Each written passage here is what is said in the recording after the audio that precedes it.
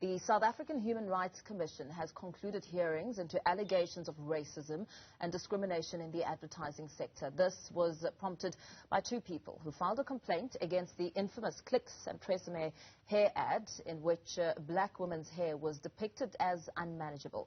Let's expand further on this with Ntshingila, who's co-founder of Herdbuoys. Very good afternoon to you. Thank you so much for joining us in studio. A really controversial topic that has had a lot of people thinking back and looking to really assess racism and its various sectors and forms. Now, you were part of a team spearheading the whole conversation around transformation in the advertising industry as far back as in the 1990s. And over the years, there seems to have been a bit of a pushback on that enthusiasm that you brought and how you wanted to make all these changes. And it seems evident with the sort of adverts we continue to see even in 2022. Yeah, it's regressed completely. And my take on the subject is different. I think transformation needs a little bit of luck. And by that, I mean it needs pushback from black leaders in the marketing industry. So let's assume a guy is a marketing director in a big company and he's black. Where should he place his advertising? He should place it in black companies. That way he is forcing transformation. A lot of those guys are under pressure to transform their various own departments in the corporate world. If they force transformation by giving business to black companies, it changes the picture. Our chance, when we, of course, in 1991, we go and we attack the industry. But there was a symbiotic interrelatedness between the imperative of us getting an opportunity to get business, which was forced in part by black leaders who had the guts and the gumption to give the business to us. And of course we had to deliver because we had the talent. So there was a balance there. The problem is that I don't think that enough black leaders, government, corporate world, have faith in the black ad agencies that are coming out there. And what then happens is people start an ad agency, but because they don't have enough support, they end up getting gobbled up by the big white companies. So, yes, I see this debate, and I see this regression, and I also see that there's not enough black people who are brave enough to go out there and expose their talent and do well. But I also put the blame at the door of black leaders who are running top companies, some of which are black-owned, not putting their best foot forward, enforcing transformation, doing it in reverse. But would you say that looking at the culture of advertising, I mean, from young black people who may be getting out of advertising school and going in with the energy and hoping to make it big within the industry, are they able to make their voices heard considering the culture of the advertising industry? Look, if you're good at something, you will get noticed. So if you go into studying advertising because you want to go out there and make a difference, you've got to have all the other attributes that you need. You've got to be brave. You've got to be able to talk back. The advertising industry is about insights. I mean, the examples you made about the hair products. It is a game of insights. It's as simple as understanding. I'll give an example. Line Lager, which hardly exists today, made an ad many years ago because some research had said it's consumed by colored people. They go make an ad of colored people fishing. Colored people were drinking the product, yes. But as soon as they saw that ad, they said, no, that's not all we do. That's a stereotype. They rejected Line Lager because insights. So the things that happen with the mistakes that you're mentioning, surely there is a chain of command before the ad actually goes out there and hits the media. What happens to the people that are looking at this thing and do not have an insight to understand that here we are about to peddle a stereotype that is wrong? because it comes from your gut. Yeah. Trust me, you know. Sometimes you want to send a tweet and you feel, I'm not so sure. Don't. Something is wrong. Check with someone else if you really have to send it or just delete. So it's those challenges. Look, some companies are outright racist, right? And they will not give black people a chance. We know that. Maybe, and people try and break down those doors and they don't break. It's a fact of life in South Africa. But I think, as I said earlier, black people must force this thing. And there are people who are in a position to do that, who are in leadership.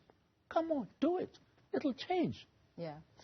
You might have seen the testimony of the EFF's Dr. Ntshingila, where he made the point, quoting Fanon, where he said the black people in the advertising industry have to wear white masks. How do you feel about that sentiment? Look, it's a terrible thing, right? However, they are the ones that Ntshingila and them, they are the ones that go break down doors and say, you should do this, you should do that. If they feel so strongly about transformation in the ad industry, maybe they should go visit the people that I'm talking about and say, why is your advertising not with particular black agencies? Are they not good enough? Make their voice heard in the right place, not just at a commission. Do you think black voices are not given the attention, and heard, or perhaps black voices within the industry are perhaps ignored? I mean, you speak about a chain of a whole group of people who should have looked at the ad before it airs or before it's printed. Mpho, look at who sponsors rugby. Look at who doesn't sponsor Bafana Bafana. Then you will understand what I'm talking about. Yeah. Right? When rugby was in trouble and not performing, they got the financial support. Bafana Bafana, not performing, they don't get the financial support. Now, there are black-owned companies that actually do not support Bafana Bafana when they should. And yet rugby understands that they will get support from white companies, including, by the way, black companies. And as we take a look at perhaps the power and the messaging that ads, advertising plays a crucial role for brands, especially brands that want to get themselves out there and, of course, generate the sort of funds that they want. Do you think that, besides pushing and really making sure that your voices are heard, the black voice is heard, what do you think needs to be done to resolve the problem from grassroots level? I mean, young person graduating, getting into the advertising industry, hoping to go into the creative farm, but creative rooms, but you're put as a buyer, for instance, and you never get the chance to push through and get to that creative space where you can brainstorm ideas and make sure that you put an idea across and it's heard. I'm going to say this almost in jest. Yeah. They must read our books. They must maybe find out from us, because I don't think anybody, even in the commission, bothered to find out from us what it is that we did to make the change. Because as soon as we did what we did, suddenly advertising became fashionable. So we were advertising the fashionability of advertising. A lot of black people joined us. They started stealing them from us and created and built more. And we told the industry, do not play this stupid game of creating a revolving door where you're just taking from us and you're not building your own. Yeah. But because we did so well, people wanted, they saw us as role models. They wanted to be a part of that industry. But we were very, very intentional about it. We were good at what we did. At the same time, we made sure we make a noise about it, that this has to happen and transformation has to happen. It was unpopular. We did this during apartheid. We became unpopular for saying all of those things, but say them we did, and run an agency that was successful. Because now that someone has given you the business, well, reward them by actually doing well and making his brand famous. Not only did he contribute towards a transformation, we're all winning together. So don't go in there for the sake of being in the ad industry because it's hip to be there. You go in there because you've got the talent and you're going to deliver. But as I said earlier, transformation needs a bit of luck. And where does this luck sit? In my view, it sits in the people who have got power, the black people who can say, I will vote with my money to go and make sure that transformation happens. I don't see that happening. And no one is talking about that. How much work needs to be done, though, to change these perceptions? I mean, it's almost like speaking about the legal industry.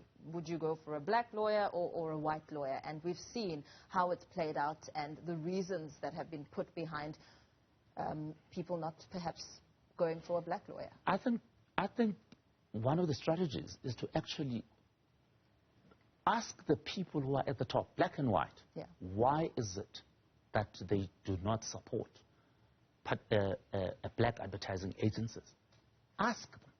One of the things we did a long time ago was to actually write to the CEOs of companies and give them the statistics. We were doing advertising for the Sowetan. And we told them how many people read the Sowetan per day. At that time it was 1.6 million readers per day. And how many people buy your product who read the Sowetan, yet your product is not advertised in the Sowetan.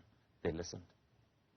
So this noise is necessary, but I hope it does not dissipate after the commission has folded, and then, oh, now we're going to have yet another commission on another subject matter. Somebody needs to keep it alive.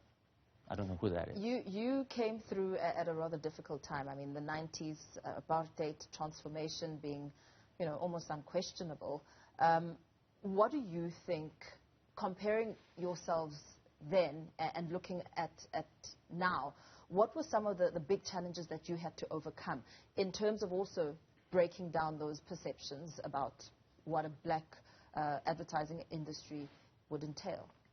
Look, we obviously had our own marketing strategy.